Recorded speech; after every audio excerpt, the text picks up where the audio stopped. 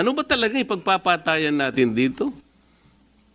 We will offer our lives, including the lives of our children, and to die for it, for something that is not even within our EEZ.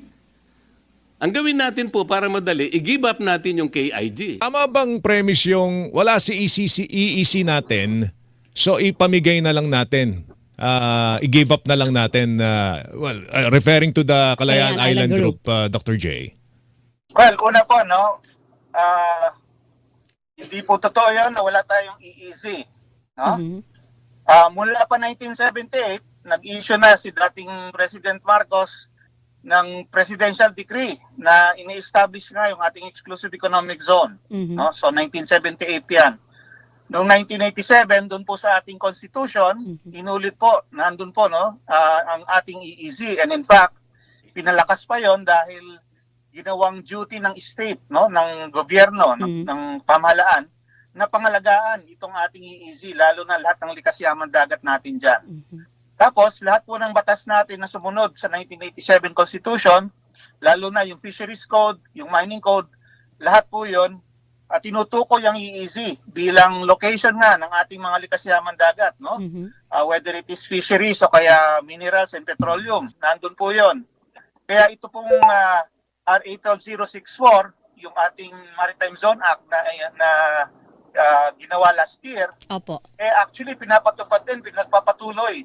Bale, itong matagal ng existing ating EEZ. So wala pong katotohanan ang mga pinagsasabi nila kasi sinungaling at kabaliktaran po yun, no? Na wala tayong EEZ.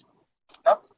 Pangalawa po, ang hirap din kasi sa kanila, kino-confuse nila yung Kalayaan Islands doon sa ating exclusive economic zone. Magkaiba po yan. Sige nga, paki-explain nga po yung Attorney Batong Bakal. Kasi ang sinasabi ni Senator Marcoleta, hindi raw po sakop ng ating exclusive economic zone ang Kalayaan Island Isla Group. po yan. Lupa yan. No? Iba po yan sa dagat. Ibang batas ang umiiral para sa lupa at para sa dagat. Okay. No? So, yung sinasabi nila na parang ang pinapalabas nila, kiniklaim natin ng Kalayaan Island Group dahil parte siya ng exclusive economic zone. Mali po yun.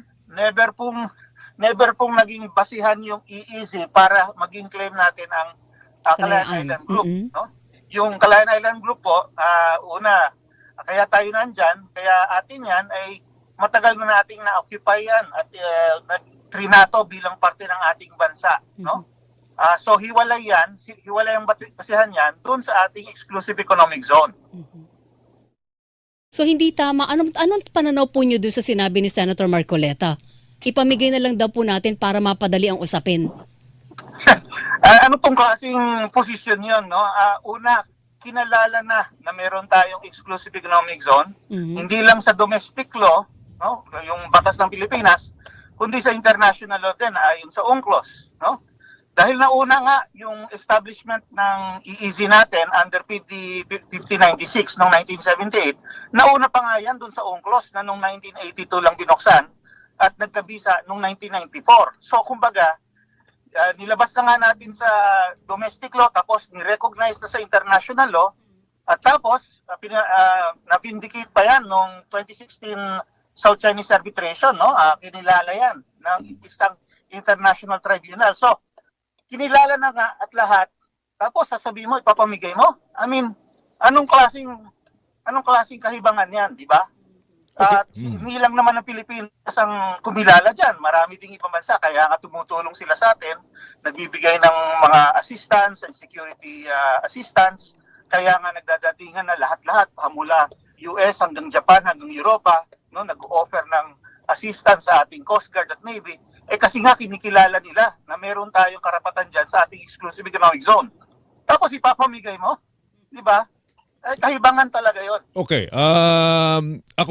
Tayo umaasa, Weng, na babawiin ni Senator Marcoleta yung kanyang posisyon. Pero siguro para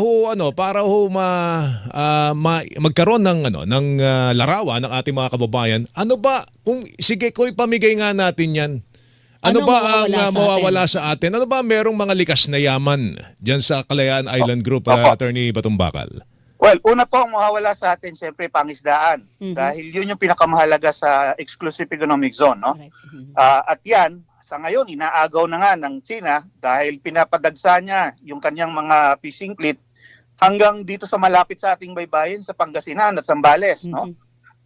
Tapos, pangalawa, yung mahalaga din yung petrolyo, no?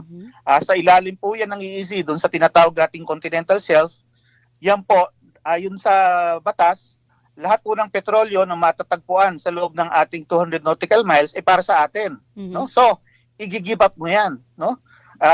Tapos, at kung mayroon pang mineral resources, no? At alam natin na yung mga tinatawag na rare earth ay natatagpuan yan sa ilalim ng dagat. Yan po ay ngayon actually very much in demand yan kasi kailangan yan para dito sa mga digital and electronic technologies. Yan, i-give up din natin yan kung sakaling isusurrender natin ng exclusive economic zone. No, tapos yung paggamit ng tubig mismo, yung ating kalakalan, yung maritime trade natin, halos lahat nagdadaan diyan sa exclusive economic zone. So yung control doon sa maritime trade, i-give up din natin kung ganon. At pangalawa, yung ding sa paliparan, no, sa pagdaan ng mga passenger aircraft, pag give up natin yan, di parang hostage na tayo ng China. Hindi tayo makakaraan, hindi man lang tayo makakaabot ng Asia nang hindi tayo hingi ng panihintulot na dumaan doon sa West Philippine Sea at South China Sea, no? Tapos kahit itong ginagamit natin ngayong digital technology, yung sa internet, yung access po natin sa internet ay dumadaan sa mga kable na nandyan sa West Philippine Sea dumadaan. So lahat po ng gamit natin, ang banking, finance, trade, internet, electronics, everything nagdadaan dyan. So pag yan ay ginibap natin sa China, pumayag tayo na sa China yan, di parang pinahostage na rin natin sa China ang sarili natin, no? Kasi kokontrolin nila lahat ng connection natin sa labas natin, no?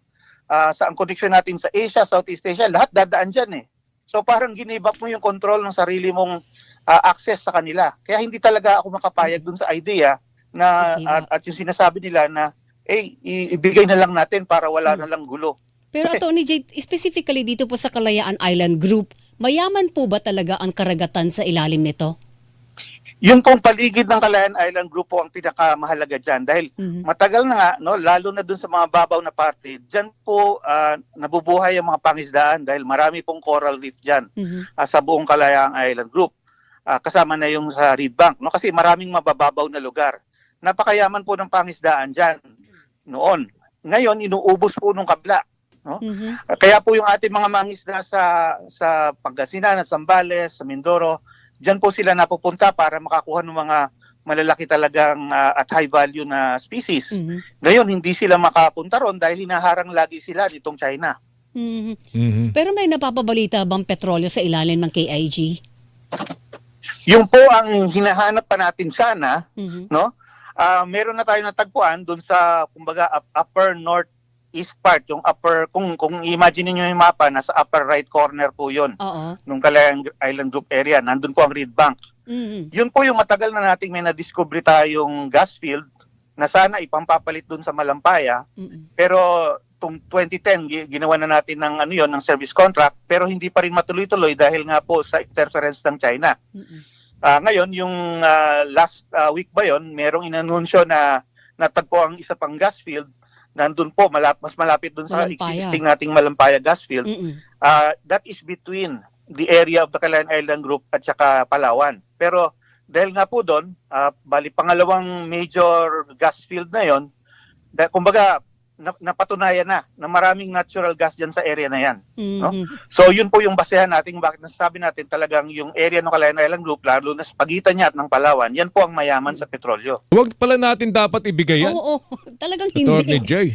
Talagang Bayan. hindi pwede. Opo, hindi po talaga pwede kasi kung yung ibang bansa kinikilala na atin yan, tapos i-give up mo dahil sa isang drawing. Sabi nila na parang ang pinapalabas nila, kiniklaim natin ng Kalayaan Island Group dahil parte siya ng exclusive economic zone.